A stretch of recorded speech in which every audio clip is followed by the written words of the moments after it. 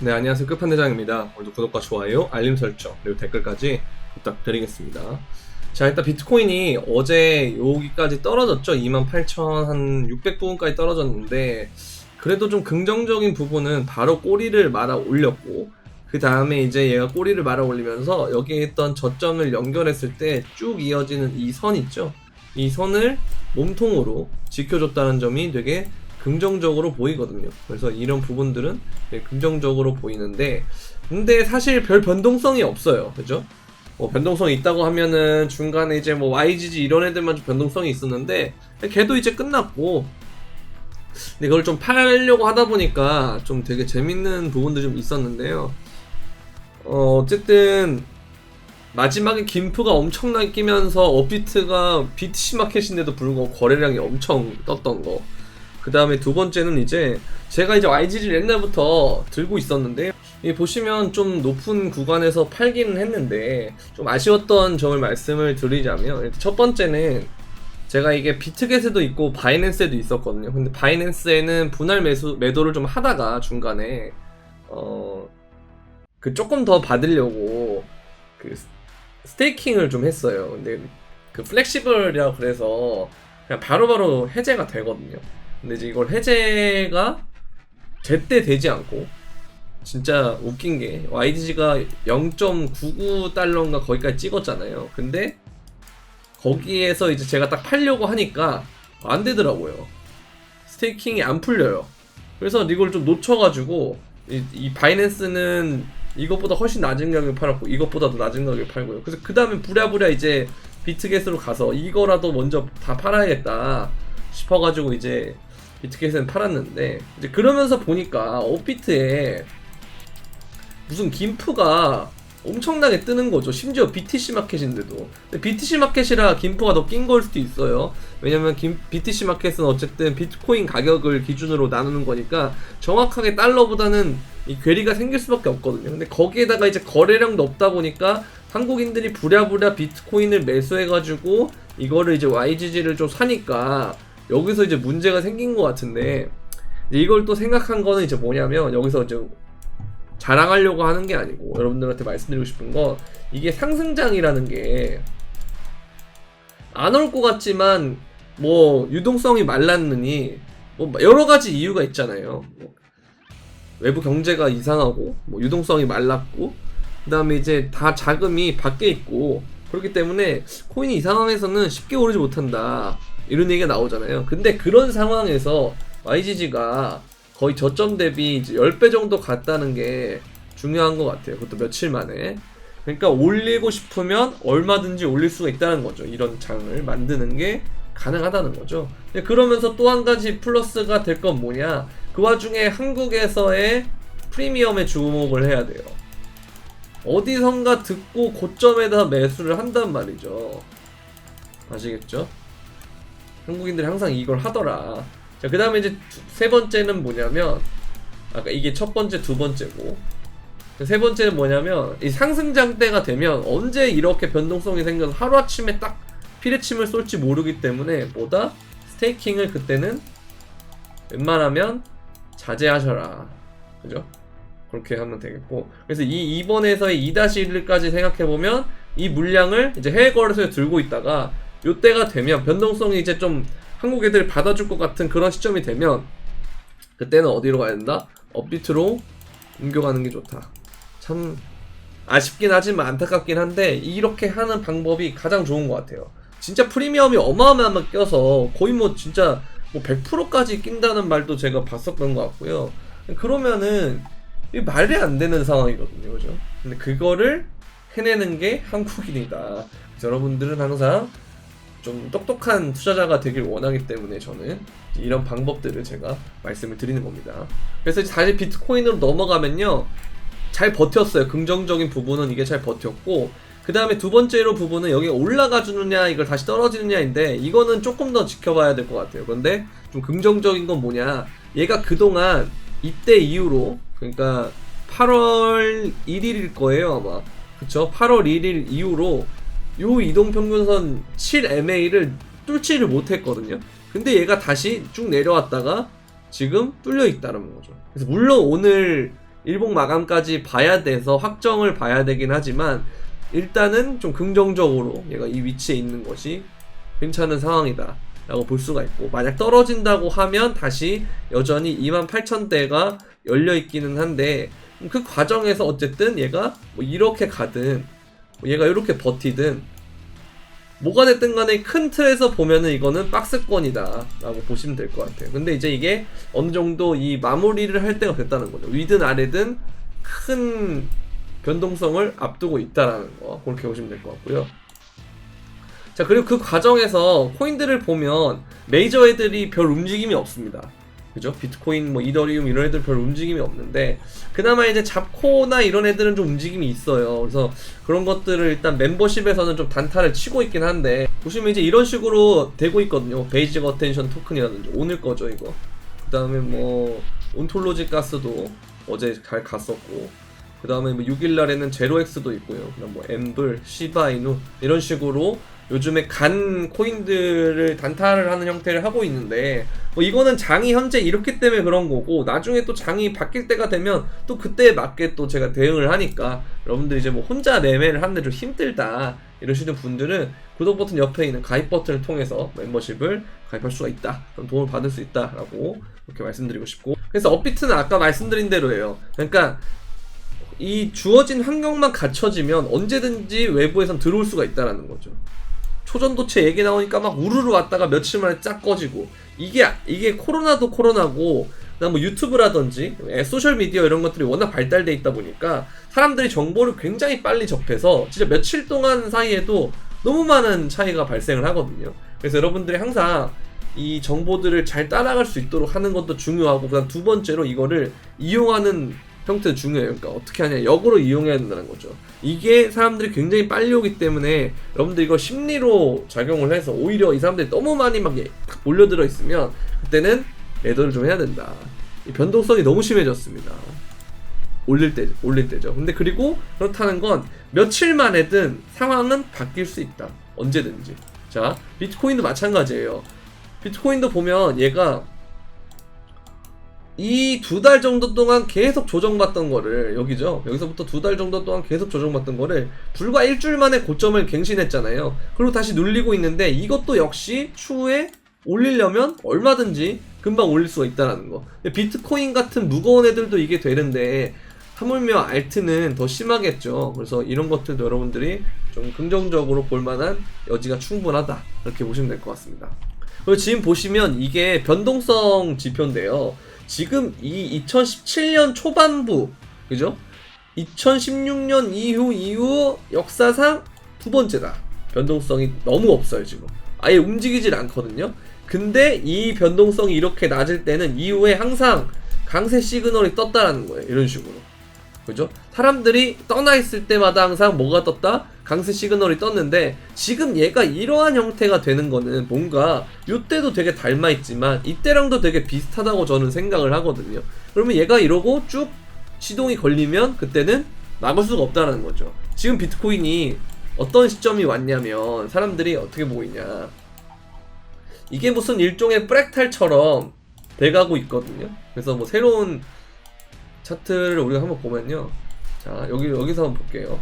자, 보면은 이 움직이는 패턴이 얘가 이렇게 갔다가 처음엔 깊게 빠졌다가 빠르게 올렸는데, 그 다음부터 얘가 주르르르르르륵 하고 올리니까 또 주르르르르륵 하고 올리고 또 주르르르르륵 하고 올리다가 뭐 떨어질 거다, 이런 식으로 이제 보는 사람들이 좀 많아졌거든요. 자, 그렇다는 건 사실 이제는 얘가 이걸 뚫을 때가 됐을 때는 저는 여기서 이렇게 가는 게 아니고 이런 식으로 갈 거라고 생각을 해요. 그래서 요번에 만약에 뚫게 된다면, 그러니까 요번에 이 고점을 갱신하게 된다면 얘는 이 저항 매물대 있죠, 여기에 굉장히 많은 시간을 들였기 때문에 이번에 뚫게 되면 얘는 엄청나게 많이 갈 수 있다, 요 생각을 하는 것이 중요할 것 같습니다. 그래서 이게 너무 사람들이 지쳐있다라는 거죠 지금. 그래서 지금 변동성이 굉장히 낮은 상태라서 역대급이에요, 역대급.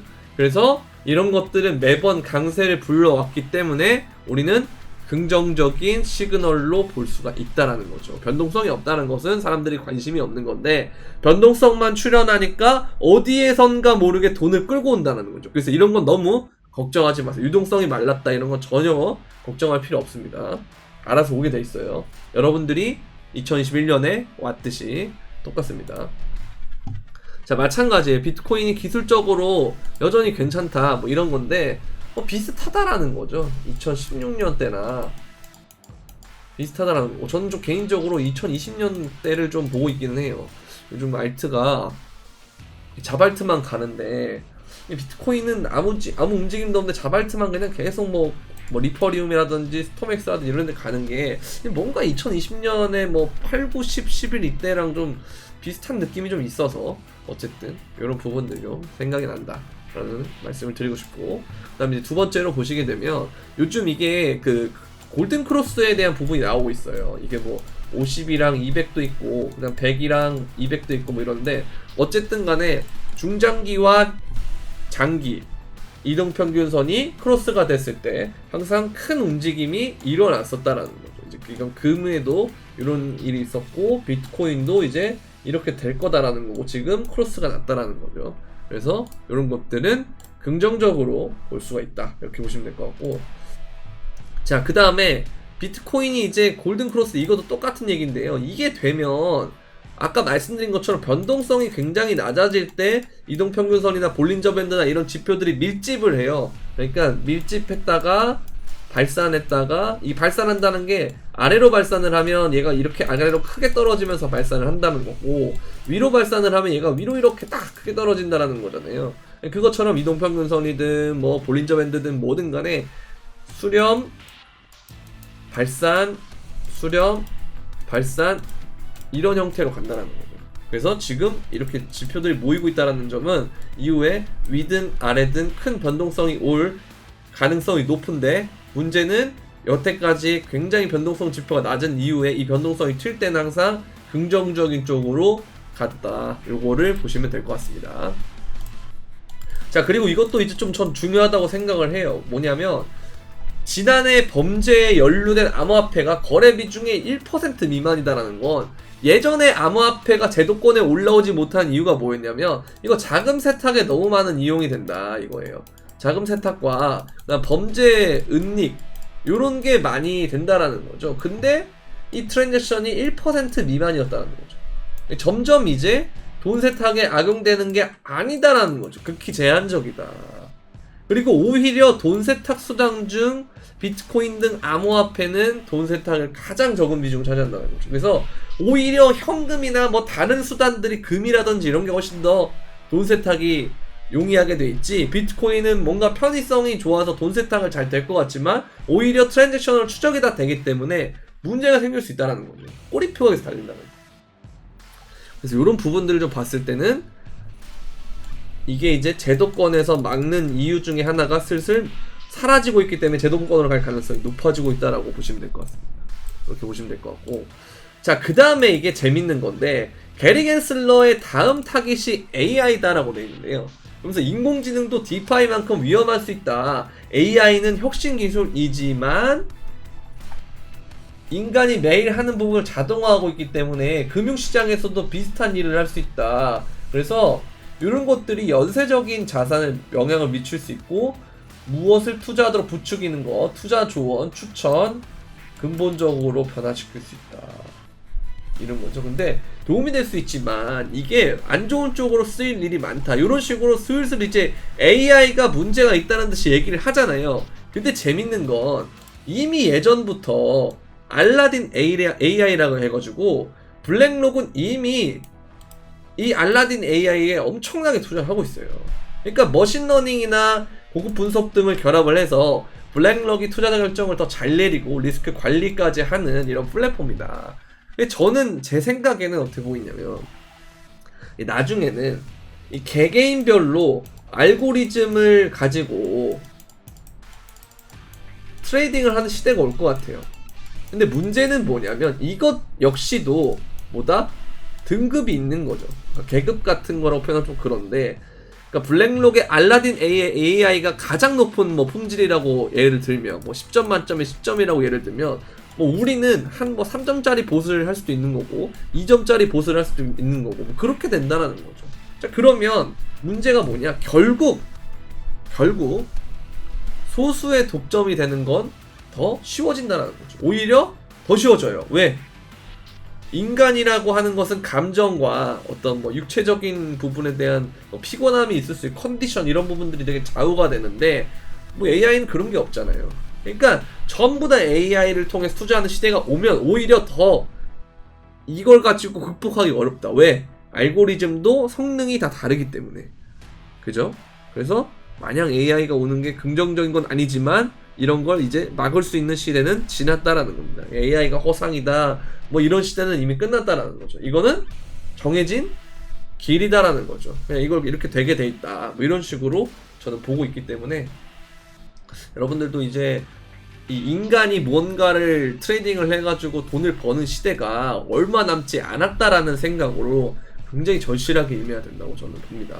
그래서 이게 좀 조급해하면 원래 투자에서는 안 좋거든요. 근데 돌아가는 상황이 이게 조급하면 안 될 정도로 만들고 있어요. 근데 지금 뭐 변동성이 없는 상황에서 이런 얘기를 하면 위기의식을 가져야 한다라고 말을 하면 별로 와닿지 않을 수는 있는데요. 근데 그렇게 될 것 같아요, 저는. 네, 그래서 더 열심히 해야 된다. 여러분들과 저와 함께 같이 열심히 하는 그런 쪽으로 가면 좋겠습니다. 그래서 이런 것들이 정말 금융 플랫폼 회사로 된다라고 봐요, 저는. 블랙록이 뭐 거의 어느 정도는 돼가고 있고 ETF 만들어서 짝짝꿍 해먹는 것도 그렇고 그다음 여러 가지 회사들의 지분을 거의 다 갖고 있는 것도 그렇고 어마어마한 회사잖아요, 블랙록이. 근데 얘가 이제 현물 ETF를 하겠다고 하는데 이거 뭐 SEC가 승인을 할지 말지 그런 거를 뭐 아무리 이거를 결정하는 권한이 있더라도 거의 힘들 거라고 봅니다, 반대를 하는 게. 근데 물론 뭐 그런 건 있겠죠. 그 ETF가 지난 그 선물 ETF가 됐을 때도 계속 미루다가 마지막에 결국 승인을 했듯이 뭐 그런 건 있을 거예요. 근데 그런 것들이 이제 보통 보면은 이게 기간이 내년에 한 3월에서 4월 정도에 몰려있거든요. 5월인가? 그쯤에 몰려있는데 이때가 중간에 뭐가 있냐면 반감기가 있어요. 그래서 제가 예전부터 그런 말씀을 드렸던 것 같아요. 뭐냐, ETF가 만약에 비트코인이 올라가는 상황에서 얘가 승인이 되면 그럼 이거는 고점 재료라고 말씀드렸고요. 반대로 블랙록의 ETF를 신청하고 올랐던 것처럼 가격이 엄청나게 내려가는 상황에서 이게 승인돼서 된다. 그럼 이거는 엄청나게 올릴 만한 재료로, 상승 재료로 쓸 수 있다. 이렇게 보시면 될 것 같아요. 그래서 만약에 얘가 계속 연기하면서 미루는데 이때쯤에 만약에 최종적으로 승인이 된다 하면 그 전에는 오히려 코인이 얘가 연기될 때마다 뭐 조금 조정은 있을 수 있겠지만 추세적으로 봤을 때는 긍정적인 부분이 많다. 저도 이렇게 됐으면 좋겠거든요. 그래서 이렇게 되면 좋겠다라고 생각을 하고, 이게 뭐 사실 금리랑 똑같아요. 금리도 이제 금리가 계속 오르다가 동결이 일어나고 이제 인하로 바뀌는데 이 지점에서 보통 뭐가 나오냐면 고점이 나와요. 주가의 고점이. 이 추세의 변곡이 됐을 때 피벗이 된다고 하죠. 그때가 이제 보통 고점이 나오고 이 동결하는 기간 동안 엄청나게 주가가 오릅니다. 그죠? 이게 이제 약간 선반영이 된다라는 개념일 것 같은데, 선반영. 근데 이게 엄청 올라요. 자, 그러면 우리가 지금 아직 금리가 물론 한국은 좀 동결이 돼 있는 상태지만 미국은 애매하잖아요. 근데 요번에는 아마 동결을 할 것 같다라는데 이게 한 몇 달 정도 연속으로 되면 이게 한 뭐 두세 달 연속으로 금리가 동결이 되면 그때부터는 거의 금리 상단이거든요. 항상 금리가 사이클이 이게 이런 식으로 뭐 이렇게 갔다가 쭉 갔다가 그 다음에 이렇게 몇 달 정도 꾸준히 이어진 다음에 그 다음에 꺾이는 거예요. 그래서 이제 만약에 동결을 하고 다음에 또 동결하고 그 다음에 또 동결하고 뭐 이러면 그때부터는 이제 금리 인하만 남은 것 같다, 이런 생각이 듭니다. 그래서 아무튼 이런 부분들이 되게 중요한 것 같고, 이 재료 같은 것도 어떻게 파악을 해야 되는지 이런 것들도 여러분들이 잘 생각해 보시면 좋을 것 같아요. 자, 그리고 전 이게 진짜 중요한 자료라고 보는데 뭐냐, JP모건이 리세션에 대한 전망을 폐기하고 연착륙이 가능하다라고 돼 있거든요. 자, 근데 이거 정말 중요한 거예요. 왜? 제가 여러분들 저 방송 되게 오래 보신 분들은 아시겠지만 영상이랑 2022년 말이랑 그 다음에 2023년 초에 제가 무슨 말씀 드렸냐면 너무 많은 사람들이 뭘 보고 있다? 경기 침체를 보고 있었어요. 그래서 저는 오히려 경기 침체는 와도 24년이나 이럴 때 와야 된다고 생각을 한다. 그런 말씀을 드렸거든요.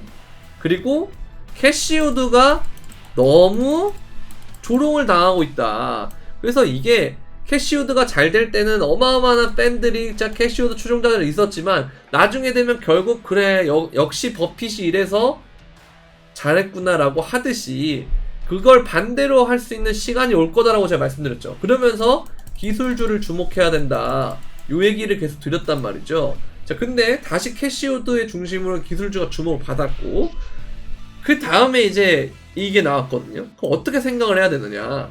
아, 이거 리세션이 올 가능성이 높아졌구나 라고 생각을 해야 돼요. 다만 이 기사가 나온 8월 5일 이 시점에 뭐 당장 8월 달에 리세션이 온다 이건 아니에요.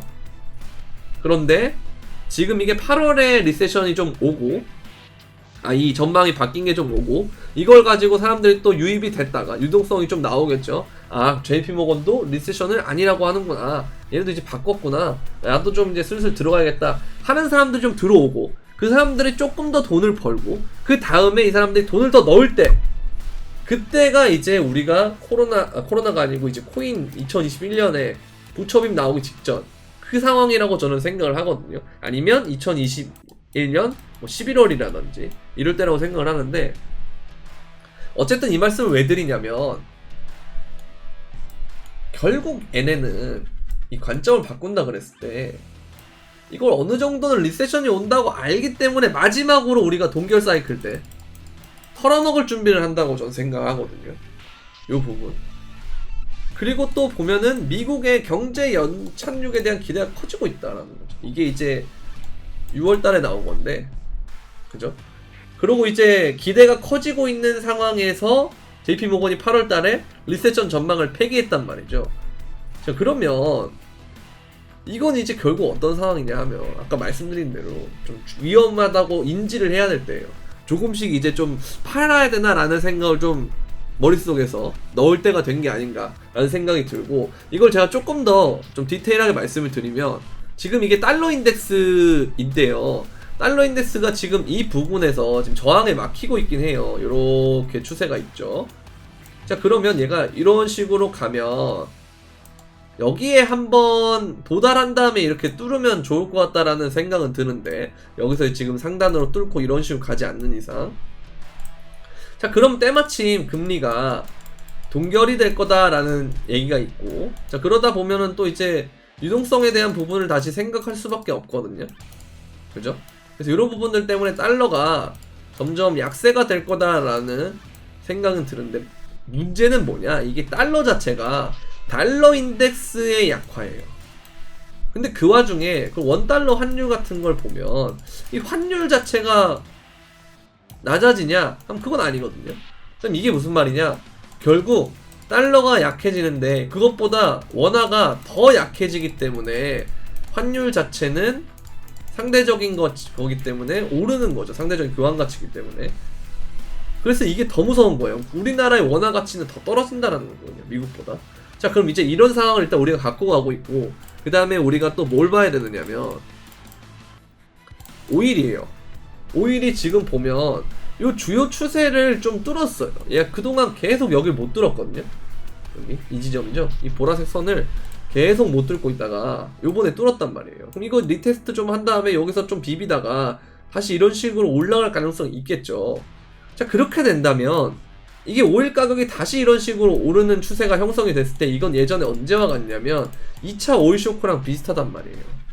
자, 근데 자, 이건 옛날 자료인데 이걸 때 보면은 1, 2차 오일 쇼크 때 미국의 주요 기업의 주가가 어떻게 되냐라는 걸 봤을 때 재밌는 거는 1차 때는 거의 다 박살이 났죠. 근데 2차 때 보면 오르는 애들이 있거든요. 이게 뭐냐 했을 때 인텔, 그리고 IT 산업, 원자재 기업, 이런 거였다는 거죠. 자, 그렇다는 건 뭐냐? IT가 지금은 뭐겠어요?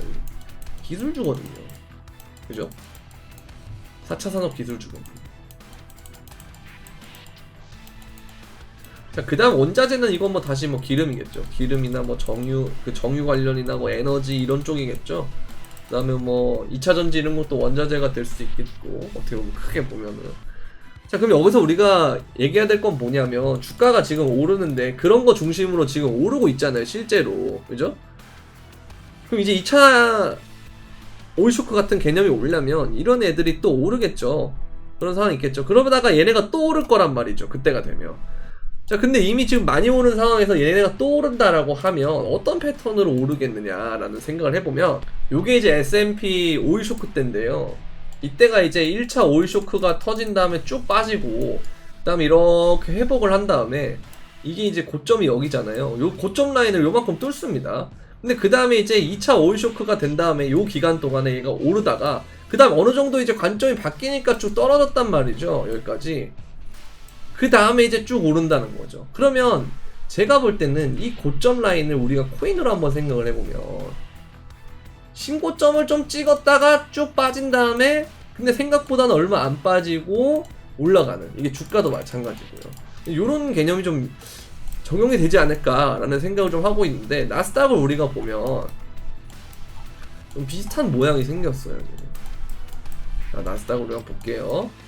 나스닥도 마찬가지죠. 지금 얘가 요 지점에서 지금 이게 신고점을 뚫느냐 못 뚫느냐는 그런 지경까지 와 있는데, 얘가 이렇게 꾸역꾸역 버티다가 결국 이렇게 뚫어내면 요때가 이제 제가 말씀드렸던 금리 동결 때 마지막으로 털어먹는 그런 장세가 될 것 같거든요. 그래서 요때가 이제 사람들이 좀 먹고 환호에 차고 남은 돈을 더 넣을 때, 그때 한번 이렇게 떨궜다가 이렇게 올라가지 않을까라는 생각이 듭니다. 자, 그렇다는 건 뭐다? 이후에 경기 침체가 와도 2024년이나 뭐 올해 연말이나 이런 게 와도 그 다음 뭐가 된다? 얘가 생각보다 주가가 빠르게 방어가 되면서 회복이 될 거다. 코로나 때처럼 빠르게 빠졌다가 다시 회복을 하는 그런 과정이 올 가능성이 높다. 이런 얘기를 일단 드리고 싶고요.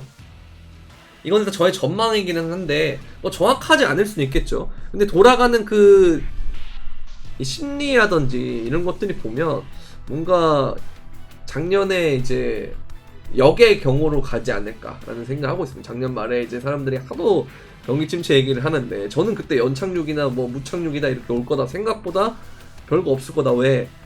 여태까지 가장 예고된 경기 침체다. 만약 경기 침체가 온다면. 그래서 그거 실제로 주가에 그렇게 큰 영향이 없을 수 있다. 그런 얘기 말씀 많이 드렸잖아요. 실제로 코인이랑 주식이 반등을 했고, 코인이 생각보다는 지금 좀 더디긴 하지만 어쨌든 YGG나 이런 것들 오르는 거 보면 어느 때가 오면 그때는 엄청나게 오를 건데, 그때가 올 때 내가 들어가는 것보다 미리 들어가 있는 게 훨씬 편하거든요.